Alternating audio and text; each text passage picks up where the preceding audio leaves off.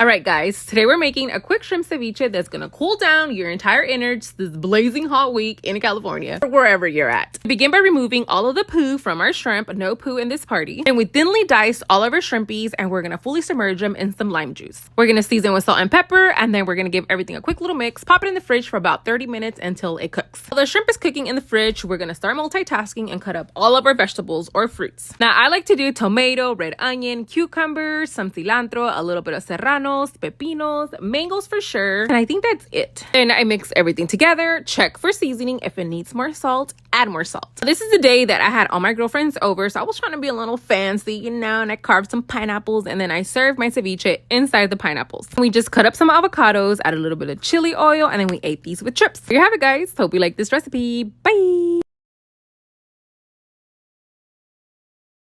Let me show you guys how I make my beef pho with the little Nana Joe twist, of course. So Vietnamese meet Mexican. I'm bringing these two cultures together and making one dish. We're making pho albondigas. So I'm going to begin by making the pho broth by following the directions that come in the kit. I'm going to let it simmer for about 30 to 40 minutes just to make sure we get all of the flavor out that sack. While that is happening, we're going to make the albondigas. For this bowl, I have about a pound of ground beef and I'm just going to add everything I add to my albondigas. Now, I'm just going to list them on the screen. Season them up using sazon total, and instead of using salt, I'm going to use beef nor. Mix everything together and then I begin to form all of the albondigas. While I'm forming them, I am a little on the aggressive side only because I like to compress the meat so that way they don't come apart when they're boiling. That is my theory and it has worked. We're also going to skim all of that junco from the trunco. Let this simmer for about 30 minutes until the albondigas are ready. I know that some of you guys are probably tripping out right now thinking I have lost my marbles, and I think I have also, but that has nothing to do with the idea behind this dish. Cook the noodles for about 7 minutes and then I begin to plate our pho albondigas. Add some sriracha, hoisin, some fish sauce. I didn't have all of the toppings, but I did do some red onion jalapenos, some cilantro, a little bit of chili oil, and some lime juice. And there you have it, guys. This is how I made my pho albondigas. Hope you like this recipe. Bye!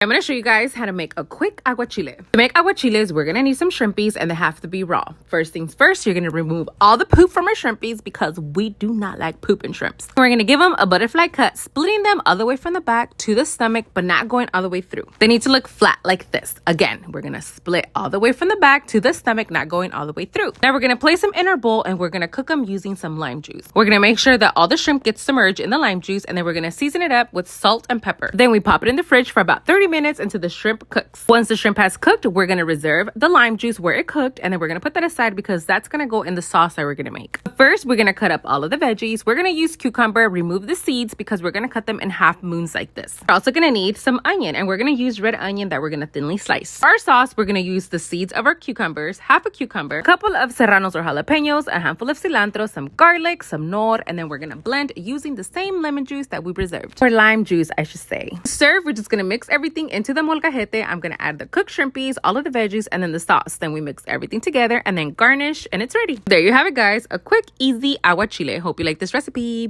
Bye!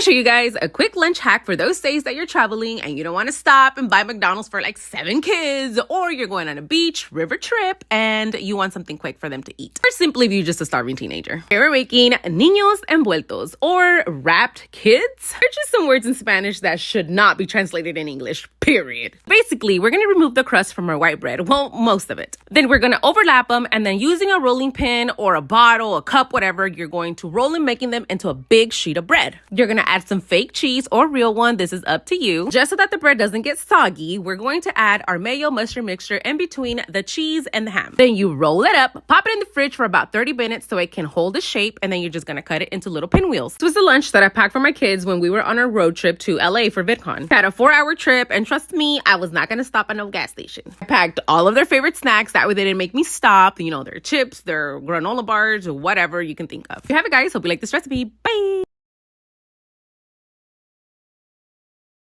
Guys, it is 1:06 today, so I'm going to show you guys how to make a quick little summer snack that's going to cool your little behinds down. We're making some watermelon strawberry paleta, but not just any paletas. We are going to hook them up. In your blender, you're going to add equal parts of watermelon and strawberry. Also going to add a 1/4 cup of lime juice, some tahini, and some sugar, depending on how desabrida your watermelon was. Mine was very.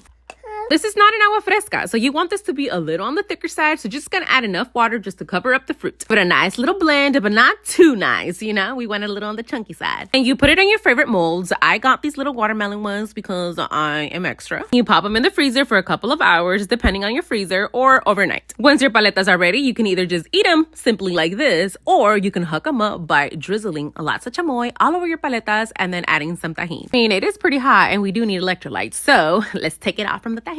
Speaking sarcasm, Karen. You can use whatever fruit you have. It doesn't really have to be watermelon. There you have it, guys. Stay hydrated and hope you like this recipe. Bye! All right, guys, so I know I'm a little late on the watermelon with mustard challenge, but my mom says she's down and she's gonna try the watermelon mustard challenge. Now, if you guys are lying, she's gonna straight out tell you guys are lying. And yes, my shirt is wet because it was dirty and I cleaned it up so you guys wouldn't be talking masa. So, come on. No.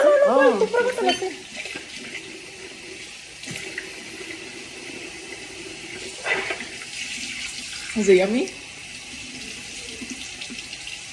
Is it good or no? ¿Qué pasó? ¿Está buena o mala? Mala, it's not bad because she's eating it twice. ¿Qué? ¡Ándale, di algo! No sabemos a la sandía, no me sabe otra cosa. ¿No está buena? Sí. Well, I guess, guys. I guess it's a pass. Let me show you guys how I make my Pollo Loco. The only reason we call it Pollo Loco, I believe, is because there's a whole lot of ingredients in there, but it's worth it. So keep up. I begin by making the marinade for our crazy chicken. To my blender, I'm gonna add half an onion, 3 garlic cloves, a serrano because I wanted mine to have a little kick, a handful of peppercorn, about 3 to 4 tablespoons of vinegar, 1/4 cup of lime and lemon juice, and then whatever yellow chicken seasoning you have because we want our chicken to be nice and yellow. You know why? I don't make the rules, I just follow them, and this is a family recipe. You're gonna pour your marinade into the chicken. You're also gonna add a whole bottle of pineapple juice, some salt, and then you're gonna let this marinate overnight. Usually we grill our chicken pieces, but this time I was like, I'm gonna do whole chicken in my smoker. Let me tell you, that chicken was looking a little on the sexy side. I'm gonna let her rest for a bit, you know, before cutting her up into little pieces. This chicken was meant to be one of the protein sides that was gonna go inside of my pineapple, but it took too damn long, so I had to serve the pineapple without the chicken. I guess it was fine because I was also gonna serve it with some spicy garlic shrimps, the side of a Hawaiian style macaroni, and some steamed rice. And even though the chicken didn't make it to the platter, I still showed you anyways. Hope you like this recipe. Bye! All right, guys, today I'm showing you how to pick the juiciest, most sweetest watermelon there is at the store. So according to my mother and all my ancestors, the way you pick out a watermelon is by tapping it. I know you see a lot of people tapping those watermelons at the store and you're like, what the hell are they listening to? Well, according to my mom, it's supposed to sound hollowed, like bofo, as if you're tapping on something and there's nothing inside. Then my sister comes and tells me that what I'm supposed to be looking for is a small little butthole on the watermelon, then the biggest yellow marks on the watermelon. She chose this one, so I was like, okay, let's put it to the test. I must say, as I was tapping the watermelon, it did sounded bofo, as if it was hollowed. So the sound was of a good watermelon. As soon as I tapped that watermelon with the knife, I knew that watermelon was juicy. And by the color, it also looked like it was gonna be super sweet. Let me tell you, we weren't wrong. That watermelon was probably one of the best watermelons I've had this whole season. There you have it, guys. That's how you choose the watermelon. Bye.